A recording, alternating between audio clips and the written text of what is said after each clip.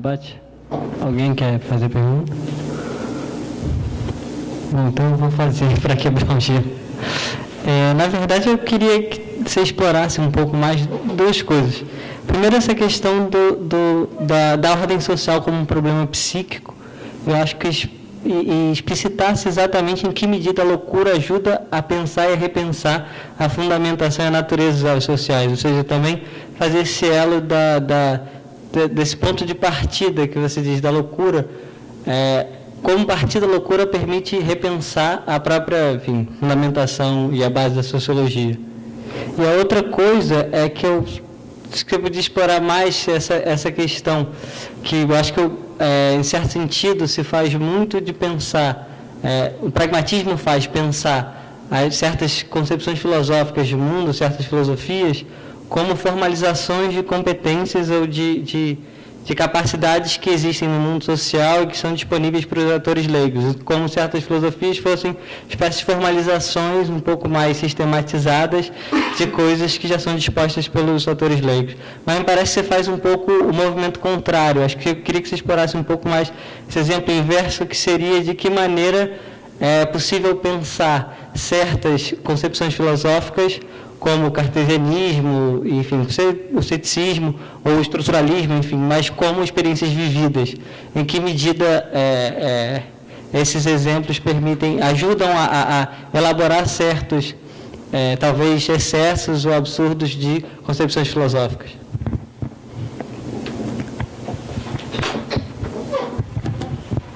Eu gostei muito da primeira parte, gostei ainda mais da segunda parte, mas a minha questão é sobre a conexão entre as duas. Eu entendo que você está trabalhando a loucura a partir da praxeologia, mas qual é exatamente a conexão com o Bourdieu? Será que a loucura é que quando o hábitos não funciona mais? Será que é quando, precisamente, em vez de ter um fluxo prático e essas categorizações, você tem exatamente o oposto, uma reflexividade contínua? Sabe, acho que queria, na verdade, melhor entender qual é a conexão entre Bourdieu, a primeira parte e a segunda parte. Tem uma conexão, mas que você não explicitou completamente.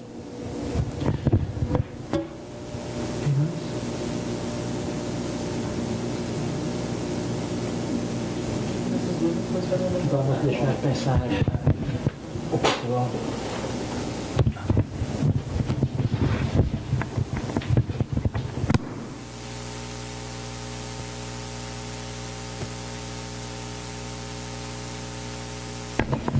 Alô?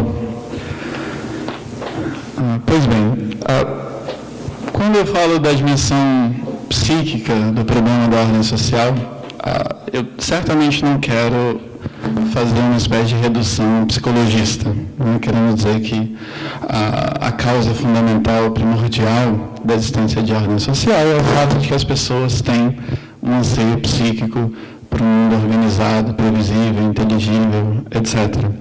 O que é interessante também é complexificar essa discussão sobre a necessidade de segurança ontológica, né? Porque assim como existe a ansiedade profunda em relação à ausência de ordem no mundo, existe a experiência da ordem como opressiva, a experiência, por exemplo, da rotina como fonte de sofrimento e tédio e um desejo pela novidade, né? Na verdade, uma experiência positiva da subversão da ordem, como aparece, por exemplo, na criatividade artística ou na inventividade política ou nas situações de o novo visto como subversão da ordem habitual e assim por diante.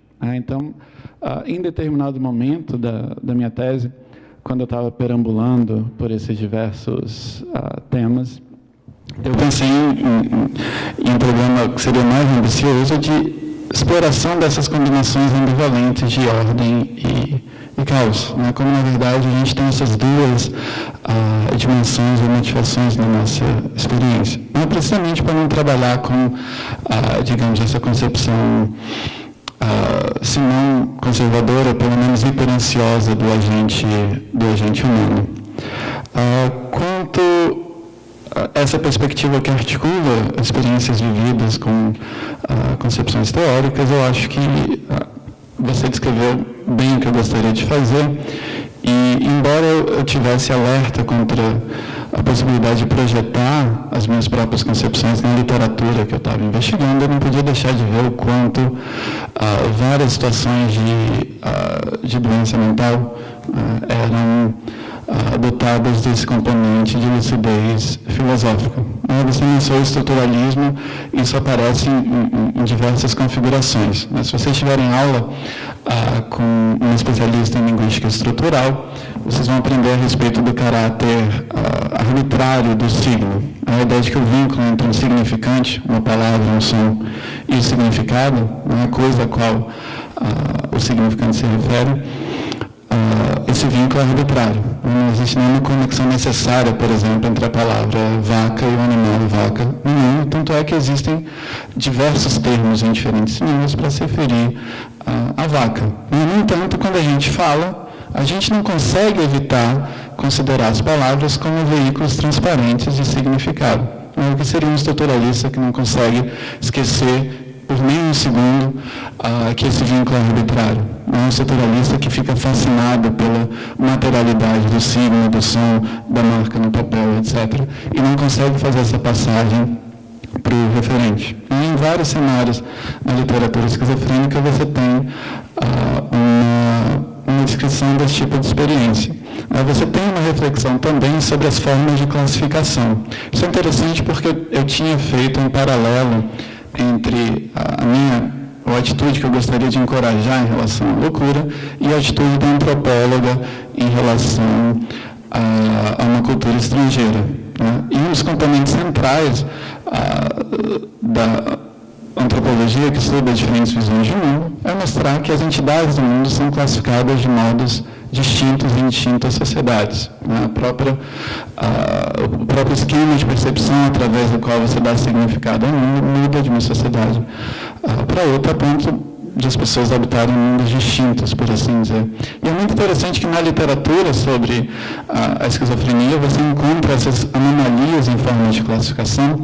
Os psiquiatras tentaram diversas vezes reduzir essas formas de classificação a algum defeito central. Então, alguns vão dizer, por exemplo, que o esquizofrênico tem pensamento concretista, uma incapacidade, por exemplo, de abstrair, olhar para diversas cadeiras e, em vez de categorizar todos esses objetos particulares como cadeiras, uma classe geral, ficar centrado nessa cadeira e ser incapaz de notar que esses dois móveis são versões de uma mesma categoria. No entanto, você encontra vários exemplos na literatura de pensamento hiperabstrato.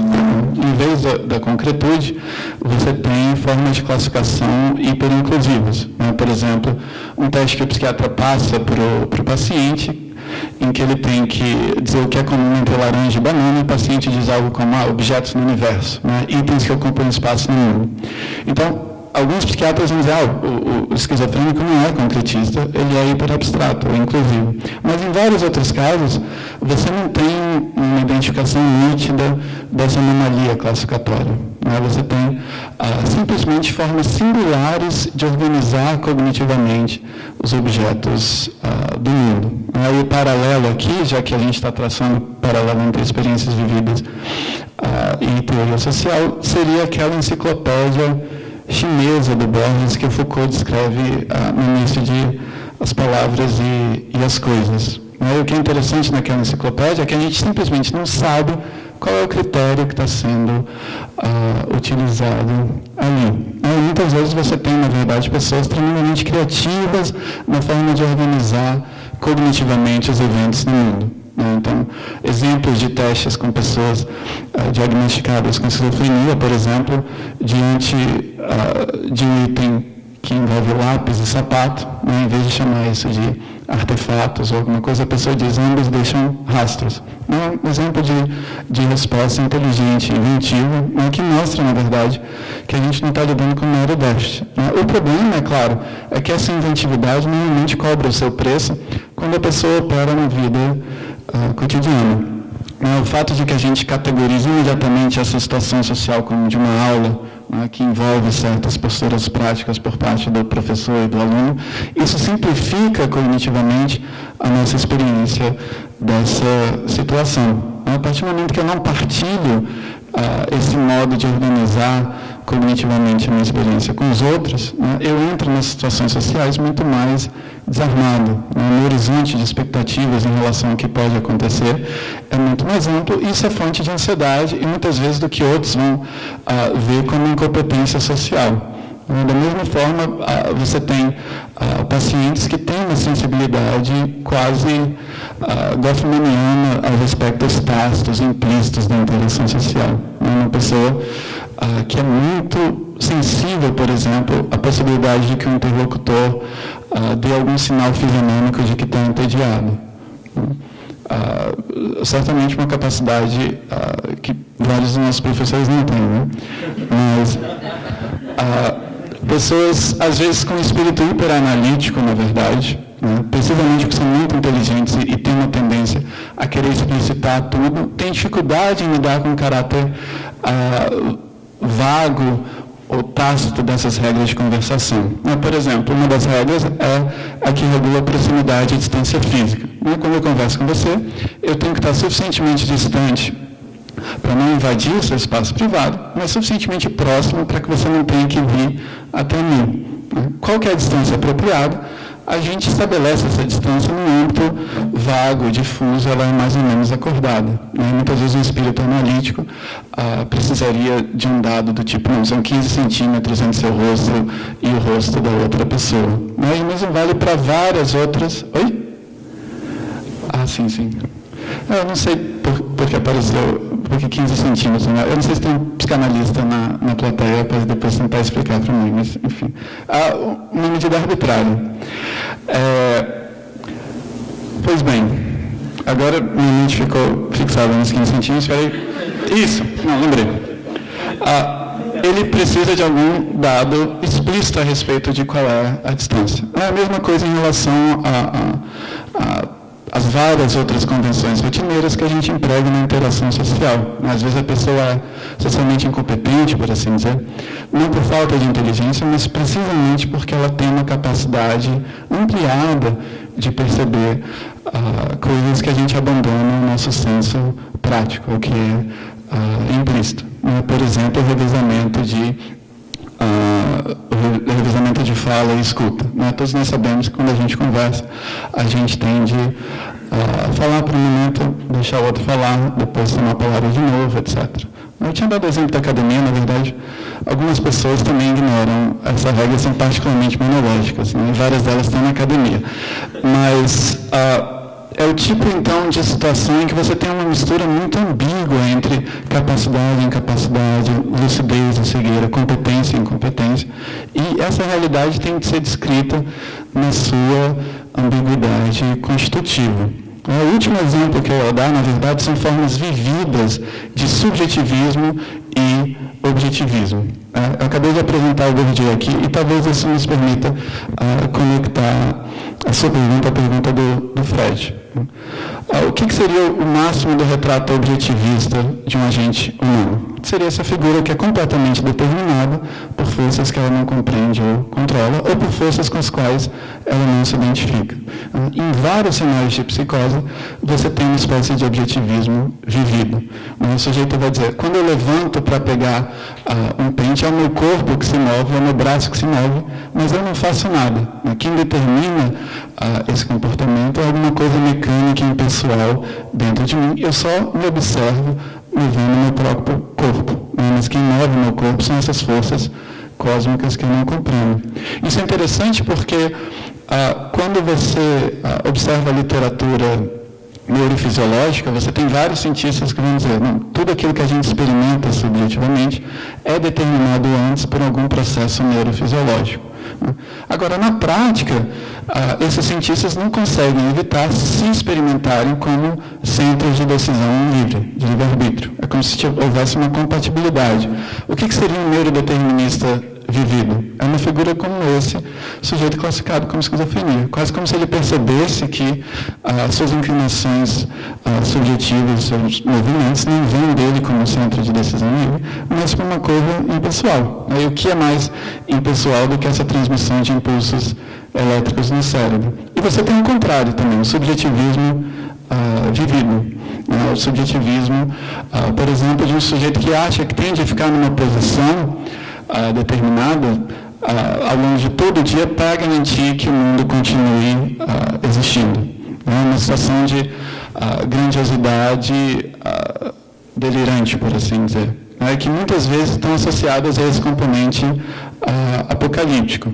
Por quê? Porque se a existência do próprio mundo depende dos meus pensamentos, eu tenho que ser particularmente vigilante em relação àquilo que eu penso para garantir que o mundo continue existindo. Então, aqui a gente já está, claro, no domínio da psicose propriamente dita, mas é um outro exemplo, então, de experiências inúmeras do mundo como atitudes intelectuais vividas. Quanto à questão do Bourdieu, Bourdieu privilegiou as situações do que ele chamou de cumplicidade ontológica. Que situações são essas? São essas situações em que o agente é socializado em certas condições de existência, adquire hábitos a partir dessa socialização e age nas mesmas condições de existência que o socializaram, o que significa, então, que ele contribui para reproduzir essas condições de existência. Então, é nesse ponto que Bourdieu usa aquelas formulações e malabarismos verbais, como, por exemplo, ele vai chamar o hábitos de uma estrutura estruturada predisposta a funcionar como estrutura estruturante das mesmas estruturas que o estruturaram. Essa circularidade em que a sociedade constitui os indivíduos, e os indivíduos, a partir dessa socialização, reconstituem a sociedade, etc., etc. Esse modelo de reprodução também foi muito criticado na obra do Bourdieu, mas ele veio a reconhecer situações em que essa cumplicidade ontológica entre disposições subjetivas e estruturas objetivas é rompida. Ele chamou isso de efeito de esterese, situações em que o hábitos tende a operar em um ambiente estrutural que não foi aquele em que ele foi socializado. Agora, os efeitos dessa esterese variam na obra do Bourdieu. Ele se debruçou, por exemplo, sobre ex-camponeses argelinos que foram obrigados a se tornar desempregados e subempregados em cidades da Argélia, onde ele fez seu trabalho de campo. E ele mostrou os sofrimentos de pessoas que tinham sido socializadas numa economia rural tradicional, uma economia baseada em ciclos de idade, entre vizinhos, etc. E tinham uma imensa dificuldade em se adaptarem à economia capitalista de um contexto urbano, baseado no trabalho assalariado, etc. Esses são os agentes que ele chamou de camponeses camponeizados, digamos, os indivíduos que saíram do campo, foram obrigados a sair do campo, seja pela pobreza, seja pela ação do exército francês, mas, de certa maneira, carregavam essas disposições habituais consigo e se viram dolorosamente inadaptados às circunstâncias novas em que estavam. Mas ele fala também da figura do camponês escamponeizado. O camponês tem um hábito escrivado, ele oscila entre disposições tradicionais e disposições modernas, uma espécie de personalidade esquizoide nesse sentido. E, por último, na análise que Bourdieu faz em maio de 68, na França, ele, na verdade, dá um conteúdo mais positivo e emancipatório à ideia de esterese. Ele tenta, na verdade, explicar o movimento de maio de 68 como resultado de uma ruptura dessa cumplicidade ontológica. Indivíduos socializados para esperarem determinadas gratificações do sistema educacional percebem que não vão ter acesso a elas, ganham um acesso consciente a essas estruturas e tomam a iniciativa coletiva de transformá-las. Então, exemplo de que essa ruptura na cumplicidade entre o hábitos e a sua circunstância pode levar a uma reflexão consciente, uma ampliação do acesso da gente ao seu cenário social e, inclusive, a possibilidade de transformação emancipadora dessas estruturas. O que eu tentei mostrar, na verdade, na tese é que a gente não precisa escolher entre cumplicidade ontológica e esterese como situações históricas grandiosas. Na verdade, a experiência cotidiana envolve essas microestereses, essas pequenas situações de ruptura entre as nossas exposições e aquilo que os nossos contextos exigem de nós. Então, inclusive no texto que foi enviado para vocês, a ideia era reintroduzir uma concepção mais fluida da relação entre o senso prático e a reflexão consciente do que aquela que Bourdieu permitiu se realizar. Ao mesmo tempo, tentar trazer a dimensão ético-política da ideia de reflexividade do Bourdieu. A ideia é que, se o social não existe só fora de nós, mas também dentro, através de nós, a partir do momento em que eu compreendo os determinismos sociais que agem sobre mim, eu ganho a chance de ter uma margem de liberdade em relação a esses determinismos. Já que certas forças sociais atuavam sobre mim sem que eu tivesse consciência delas, a partir do momento em que eu ganho consciência delas, eu ganho a chance de fazer alguma coisa a respeito. É por isso que Bourdieu vai dizer que a sociologia liberta libertando da ilusão de liberdade. Vejam bem que ele não diz só que a sociologia liberta da liberdade. Por quê? Porque a partir do momento em que o determinismo depende do meu desconhecimento para operar, e eu encerro esse desconhecimento, eu ganho consciência de um determinismo que antes operava sem a minha consciência, eu ganho também uma chance para construir ou reconstruir minha própria subjetividade, minha própria personalidade. Nesse sentido que a sociologia do Bourdieu, precisamente porque é muito atenta aos determinismos sociais que pesam sobre a nossa subjetividade, precisamente por isso ela se torna uma ferramenta ético-política potencial de libertação. Porque quanto mais ela mostra o determinismo, mais ela joga a luz sobre algo que poderia eventualmente ser transformado.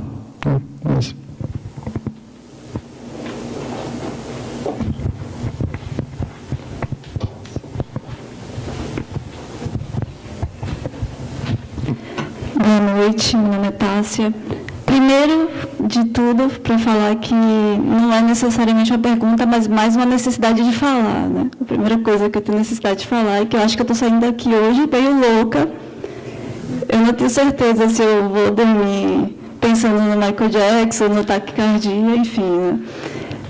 O que eu achei interessante quando você coloca essa coisa do... Eu me lembrei bastante do livro do Machado de Assis, o Alienista, em que no final todas as pessoas são enquadradas em uma condição de loucura, e aí o alienista descobre que na verdade o louco é ele e libera as pessoas, vai viver no hospício que ele criou. E aí eu fico me perguntando se nesse processo que a gente tenta o tempo todo estruturar uma média de normalidade, né? Se na verdade, porque todas essas condições que você falou aqui, a gente está vivenciando no dia a dia pequenos espaços, momentos de loucura, em meio a uma média de normalidade, do que é normal, né? De certa maneira, a gente está tentando nos controlar para sermos pessoas normais. Então, eu queria que você trabalhasse um pouco sobre essa ideia. Enfim, não era exatamente uma pergunta, mas essa coisa da média da normalidade, né? Em que sentido essa média da normalidade ela oculta uma loucura que é latente. Outra questão que eu também gostaria de falar é que, para mim, é uma coisa que às vezes eu penso bastante, mas não conheço ninguém que pensa sobre isso, mas, para mim, até a própria organização do nosso pensamento, da forma como ele é organizado e estruturado, também de um certo modo, é uma construção social, né? Em que sentido isso dialoga com Bourdieu, com essa construção do hábitos? Acho que é isso.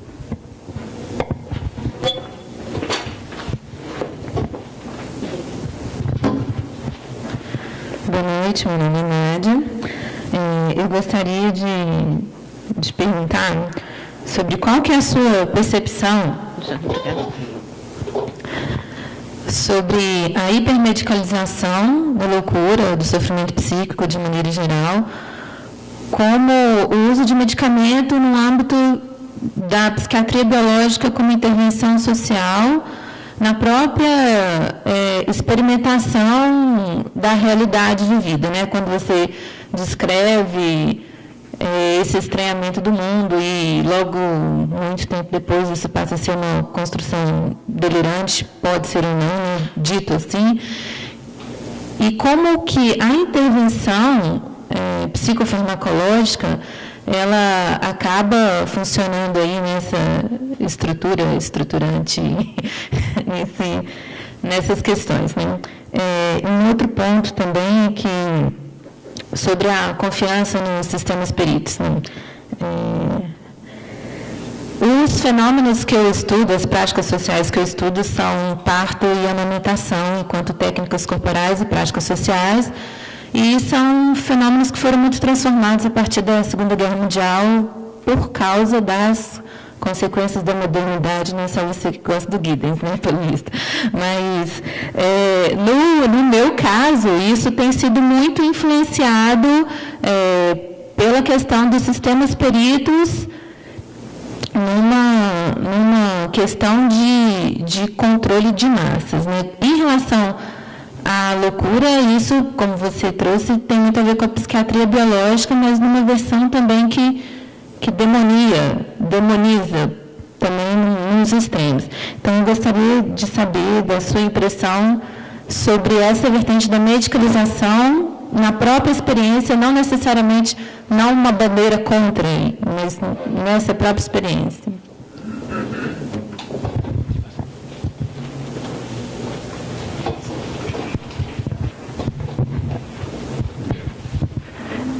Então, eu tentei elaborar aqui uma pergunta, mas vou tentar colocar em uma ordem direita aqui, porque não está muito legal aqui. Mas você tinha tocado no ponto também da academia, quando você estava respondendo uma pergunta agora, e eu sou da graduação e eu acabei indo há pouco tempo o campo científico do Bourdieu, e na apresentação agora meio que queria puxar um pouco para o lado da loucura no campo científico, como ele descreve o campo científico. E toda essa questão de produtividade, de avaliação e a cobrança que se tem dessa formulação de campo científico, tem uma tese de uma socióloga que está dando aula agora na URAL, a Marina de Carvalho Cordeiro, que ela fez na UFRJ. A tese é Você Tem Tempo, e ela acaba pegando a quantidade de pessoas que acabam tendo depressão e outros problemas na academia por conta dessa lógica que existe. Então, o que eu estava pensando é como se pode então pensar esse sentido de objetividade e subjetividade na academia, e se isso é uma condição de existência, que nem você estava falando, que se dá pela socialização, se existe alguma forma de sair dessa socialização. Eu só não entendi muito bem no final, quando você falou no sentido de liberdade, se você conhece essa realidade, você tem uma determinada liberdade sobre ela, mas eu fico pensando nessa lógica da produção científica, se mesmo assim, você conhecendo como se produz, você acaba que não tem essa liberdade, que você tem que produzir, você tem que fazer, não sei o que lá, isso acaba também, não sei, gerando outros problemas até, corporais, enfim.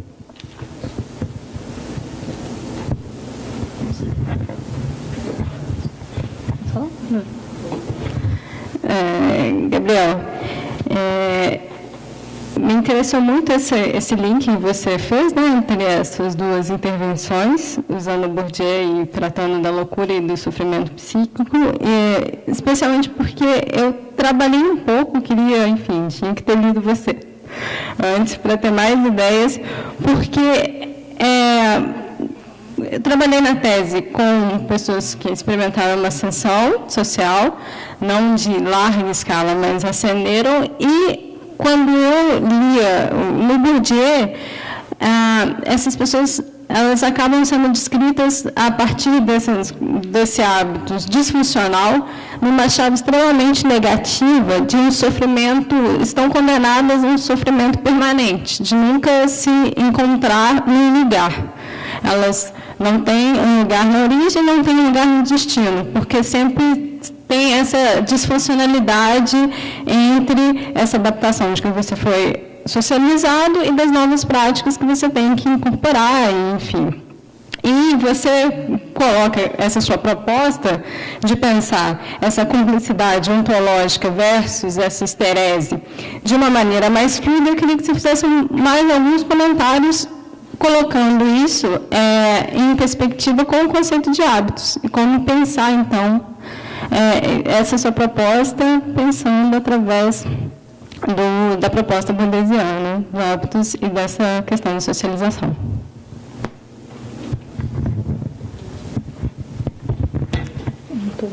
Boa noite, meu nome é Nádia. Minha voz fica estranha no microfone. Então.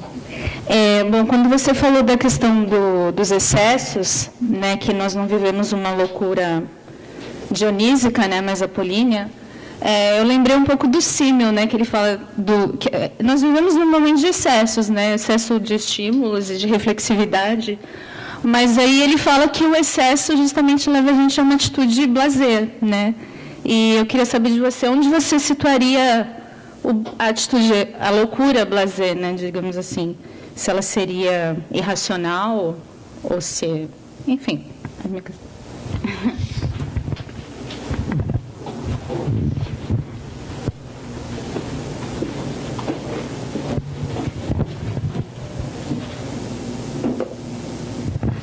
Ok. Queria agradecer muitíssimo por todos os comentários e questões. Realmente fico muito feliz com que esses comentários e questões indicam a respeito da ressonância na minha fala. Naturalmente, me sinto também um pouquinho assoberbado pela quantidade de temas que foram ventilados,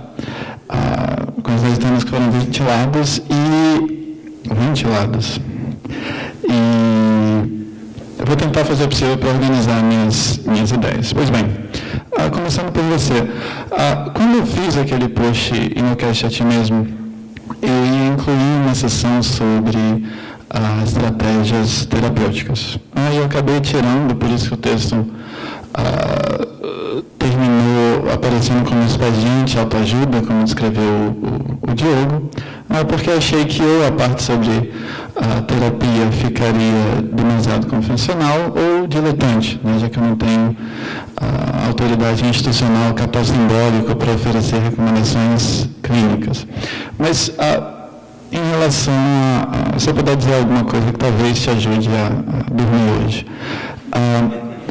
Uma das maneiras de quebrar esse círculo infernal da autorreflexão é através de uma autoobservação passiva. Aí não é à toa que determinadas linhas terapêuticas, sobretudo a chamada terceira onda das terapias comportamentais, descobriu o valor dessas práticas budistas de autoobservação passiva.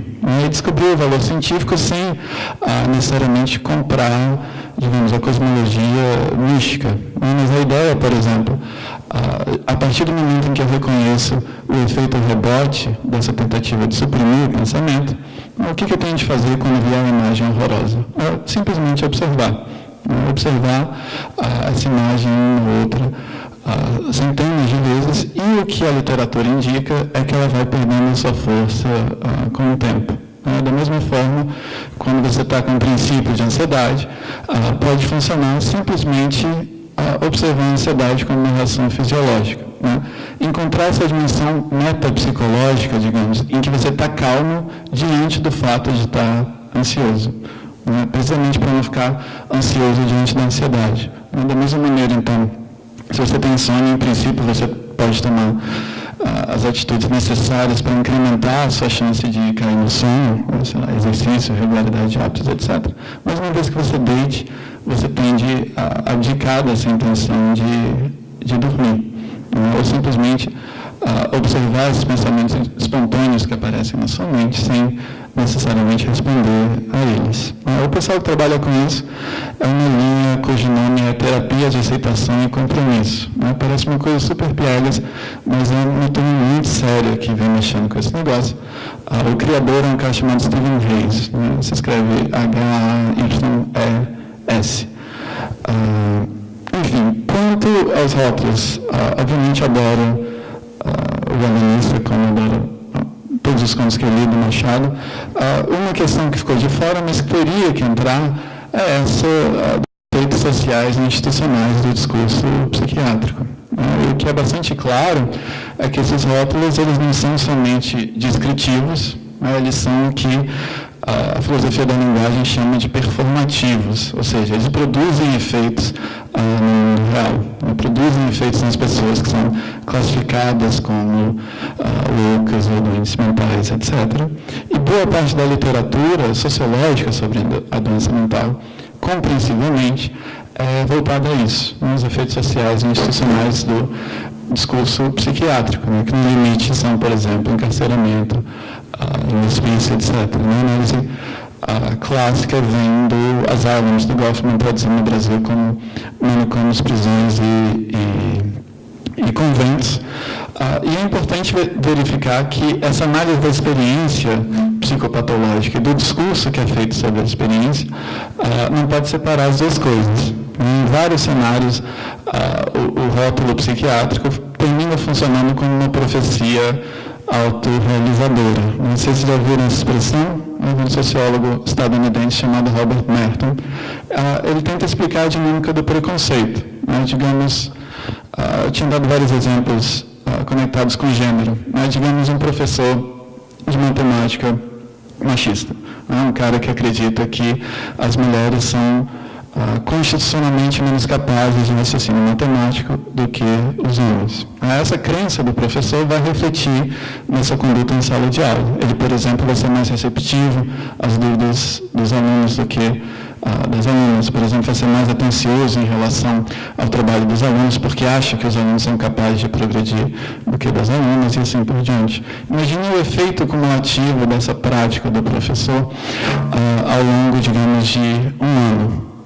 O efeito acumulado dessa prática pode ser que provocar o fato de que no final do ano, quando meninos e meninas são testados, as meninas efetivamente se saem pior nos testes do professor do que os meninos. E perversamente, o professor vai achar que eles confirmam a sua crença preconceituosa. Não, mas o que aconteceu foi que a crença acabou gerando o resultado que ela previa. O exemplo que o Merton dá é de um banco que dá à falência. Um banco que se encontrava num estado... se encontrava bem, mas começaram a espalhar boatos a respeito da possível insolvência, falência do banco. De início, esses boatos eram simplesmente mentirosos, mas algumas pessoas começaram a acreditar nesses boatos e começaram a retirar seu dinheiro do banco. Outras pessoas observaram que tinha gente tirando o dinheiro do banco e pensou, de repente esses boatos são verdadeiros. Isso gera um efeito bola de neve. Tanta gente tirou o dinheiro do banco que o banco efetivamente foi à falência. Na literatura sobre a loucura, a gente tem centenas de exemplos disso. São exemplos, seriam versões um pouquinho mais complicadas, digamos, de uma situação em que eu digo para o Diogo que ele é louco, 1, 2, 3, na 101ª ele não aguenta mais e grita comigo e eu observo isso como prova do desequilíbrio mental do Diogo. Você tinha, o próprio conceito de esquizofrenia nasceu na ideia de demência precoce.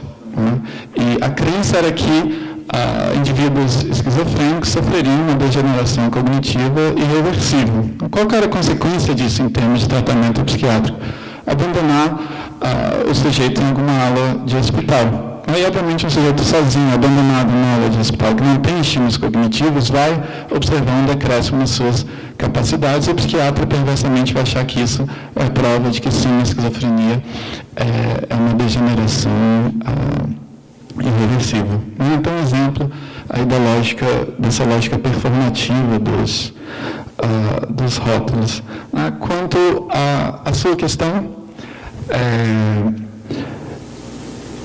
uma outra dimensão dessa reflexão sobre os rótulos é, claro, da variedade cultural das concepções de normal e patológico, que a gente entraria no domínio do que se chama, às vezes, de a psiquiatria. O fato de que, obviamente, o que é considerado comportamento são em uma sociedade não é em outra. Se a gente saísse daqui e visse uma pessoa sem camisa se flagelando e gritando que está fazendo isso para espiar os pecados da humanidade, a gente rapidamente poderia classificar essa pessoa como psicótica, como alguém que tem um surto. Né? Mas se a gente volta, digamos, a uma cidade medieval, esse tipo de comportamento é tido não só como normal, mas é um objeto de fascínio, de reverência social.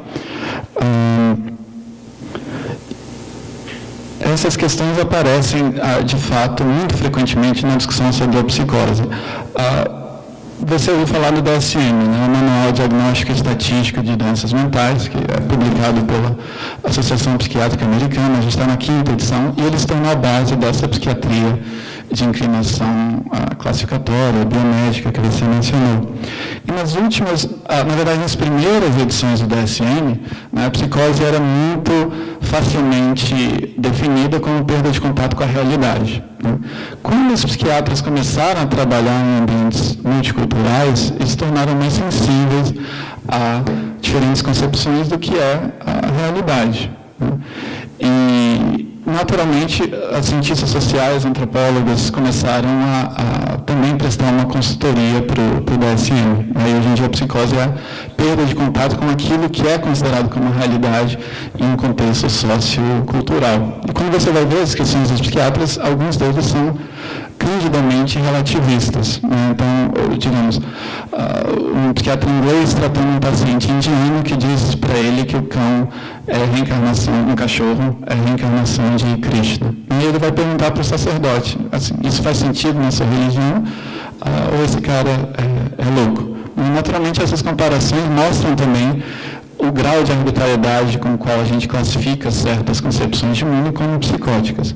Né? Se alguém chegar para você e te disser que, por exemplo, viu um cara que nasceu de uma virgem e depois ressuscitou dentre os mortos.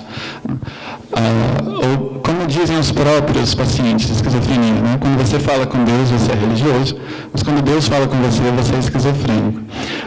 Essas fronteiras, então, são um pouco instáveis. Né? Quanto à medicalização, de fato, acho que você utilizou a partícula hiper, né, precisamente porque a postura não precisa ser de antimedicalização absoluta, né, mas que é certamente presente essa falta de disponibilidade à escuta atenta. Né? Isso tem a ver também, claro, com a perda de prestígio da psicanálise entre os psiquiatras e a substituição desse tipo de concepção por uma concepção biomédica. Né? E, de novo, a gente não precisa negar, por exemplo, a ideia de desequilíbrios neuroquímicos. Né? Na verdade, quando a gente traz uma sensibilidade sociológica para a análise da doença mental, a gente pode integrar os níveis biológico, psicológico e social. Né? A gente sabe, por exemplo, que a própria estrutura de transmissões de impulsos elétricos no cérebro responde a experiências ambientais. Né? Nesse sentido, a gente está falando de um corpo, de um cérebro, de uma química cerebral atravessada por influências sociais. Né? Por exemplo, a instabilidade no emprego, que gera uma resposta fisiológica em termos de estresse, ansiedade e assim por diante. Então, de fato, o que é complicado nessa vertente da psiquiatria é a falta de escuta do sujeito como parceiro de comunicação. E, de novo, é um terreno super ambivalente. Quando você lê a introdução do DSM, você vai ver a recomendação de que a gente fale, por exemplo, em pessoas com esquizofrenia em vez de pessoas esquizofrênicas, ou pessoas com alcoolismo em vez de pessoas alcoólatras. Em princípio, isso tem uma razão de ser, que é justamente a de não trivializar os sofrimentos daquela pessoa. Então, digamos, quando eu digo que uma pessoa tem depressão, e que é por isso que para ela levantar da cama e escovar os dentes é uma tarefa terrivelmente difícil, uma pessoa de posse dessa informação não vai tratar aquela pessoa simplesmente como preguiçosa, irresponsável, etc. Então, é uma maneira de barrar uma identificação da personalidade inteira da pessoa com a sua doença, né, e de encorajar modalidades que são mais compassivas de tratamento, né, encorajar, enfatizar a dependência que essa pessoa tem de apoio social e tratamento. O problema é que, na prática, se eu suponho que eu possa distinguir nitidamente a doença da pessoa, quando você fala comigo, eu estou ouvindo só a doença e não estou ouvindo a pessoa. Uma pessoa acaba sendo tratada como uma espécie de criança ou como alguém não dotado da capacidade de fala e participação. Então, o efeito perverso, embora eu encoraje a percepção da dependência que essa pessoa tem de cuidado, eu também acabo sacrificando as suas pretensões à autonomia. A literatura está repleta de situações em que falas potencialmente inteligíveis são simplesmente descartadas por um psiquiatra como expressão de um cérebro doente. Eu mencionei isso no post do blog. Às vezes, por exemplo, o indivíduo sente uma perda de vitalidade. Ele não está delirando achando que morreu, mas ele sente uma perda dessa sensação vital. E às vezes ele exprime isso através de enunciados como eu sou uma folha morta, ou eu estou virando uma espiral de fumaça. E um psiquiatra apressado vai simplesmente interpretar isso como pensamento desorganizado, linguagem desorganizada, e não vai fazer esse esforço de uma escuta atenta. Então, reconhecer ao mesmo tempo a pretensão do sujeito à autonomia e, ao mesmo tempo, a sua necessidade de cuidado é algo tremendamente difícil nessa era da psiquiatria biomédica. Isso aparece também nas reflexões sobre o próprio discurso do louco. Mesmo uma figura, digamos, como Foucault, que obviamente toma o lado do louco contra as opressões de que ele é sujeito. Às vezes Foucault dá a impressão de que qualquer tentativa de traduzir o discurso do louco nos termos do nosso discurso já é uma armadilha, uma espécie de aprisionamento em relação ao discurso dele. Em princípio, isso é interessante porque reconhece a singularidade daquele discurso e daquela experiência. Mas um efeito perverso disso é justamente condenar o sujeito ou expulsar o sujeito de uma comunidade de entendimento e fala. Muitas vezes ele está tentando se exprimir desesperadamente. Ele tem o interesse em que nós traduzamos o seu discurso para o nosso discurso. Então, eu me vejo o tempo todo lidando com essas ambivalências. Eu não sei se você estava trabalhando com Foucault no seu estudo sobre parto. Se tiver, eu sugiro um título para a tese, Vigiar e Parir.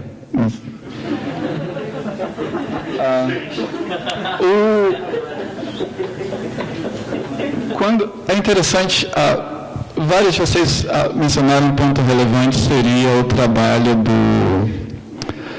do Ehrenberg.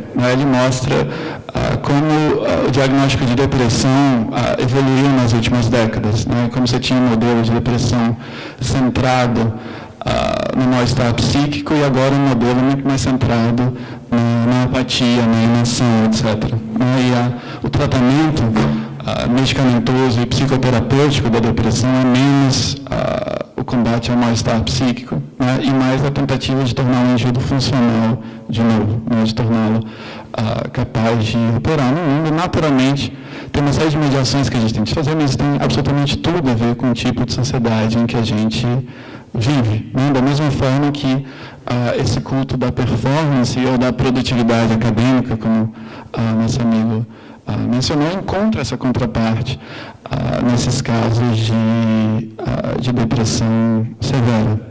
Então, tem uma série de esforços de psicologia histórica que a gente poderia realizar nesse domínio que eu acho realmente fascinantes. Num livro chamado A Miséria do Mundo, eu gosto muito desse livro porque talvez aquele em que o Bourdieu dá mais espaço à fala dos próprios agentes leigos. E ele reconhece ali que, às vezes, pessoas situadas em pontos de fronteira no espaço social,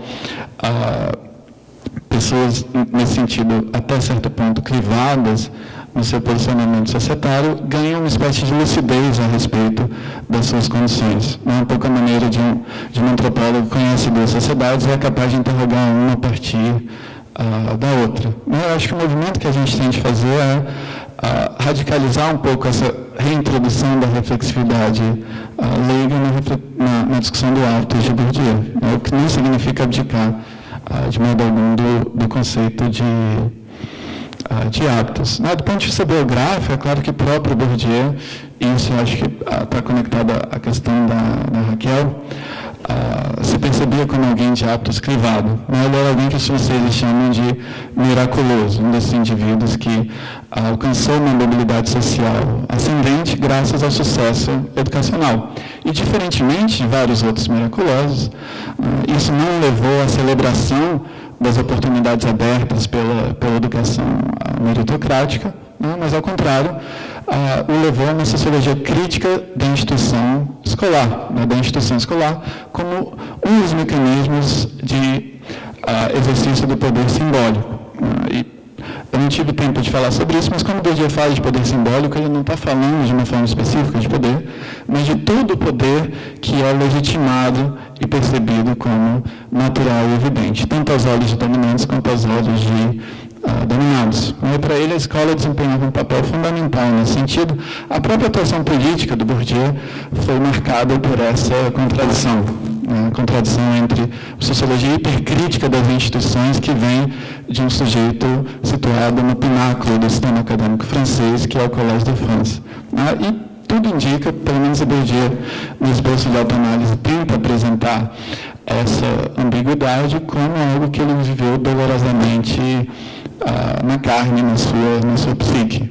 O Bourdieu, em momentos do esboço de autoanálise, ele se apresenta quase como uma espécie de deprimido heróico, alguém que se lançou loucamente ao trabalho precisamente para não ter de lidar com uma espécie de dilaceramento interno. Ele usa exatamente essa expressão. Por último, em relação ao Simmel, certamente a postura do Lazer na discussão do Simmel sobre a grande cidade e a vida mental, a postura do Lazer surge como instrumento de autodefesa psicológica, precisamente porque essa multiplicidade de estímulos é tão ampla. Eu, para me defender, desenvolvo essa atitude. Eu tentei trabalhar, na verdade, essa noção num outro campo de pesquisa meu, que é o das respostas ao sofrimento na mídia. Inclusive, poderia citar um texto publicado na revista do Jorge, que está ali, revista Escuta, um texto chamado O Próximo Distante, Dilemas Éticos na Era do Sofrimento como Espetáculo. Mas, em relação à discussão sobre doença mental, isso é muito relevante, porque os psiquiatras falam em sintomas negativos da esquizofrenia, que seriam precisamente aqueles que corresponderiam à apatia, falta de interesse em engajar-se com outros ou engajar-se em atividades no mundo. E durante muito tempo se pensou que essa apatia que o esquizofrênico exprime no seu comportamento exterior correspondia também a uma mente em larga medida vazia. Quando, na verdade, uma vez que a gente se aproxima desses casos, você vê que uma pessoa que parece catatônica, vista de fora, está imersa numa reflexão intensa. Os próprios indivíduos usam metáforas do tipo, eu sou um cadáver com insônia. Você tem uma combinação entre uma apatia prática e uma consciência quase que morbidamente alerta. E um mundo interno bastante rico, uma vez que você o acessa. E como todos esses exemplos da hiperreflexão, muitas vezes o indivíduo é paralisado para agir no mundo, precisamente porque está nesse círculo contínuo de autorreflexão. Então, é um exemplo de como a gente tem de ter uma postura mais cuidadosa em relação à atribuição de estados mentais interiores aos esquizofrênicos a partir da mera observação do seu comportamento externo. Mas, de novo, acho que as questões são muito ricas, poderia falar mais a respeito. Tá, e queria, claro, agradecer a presença de todos vocês.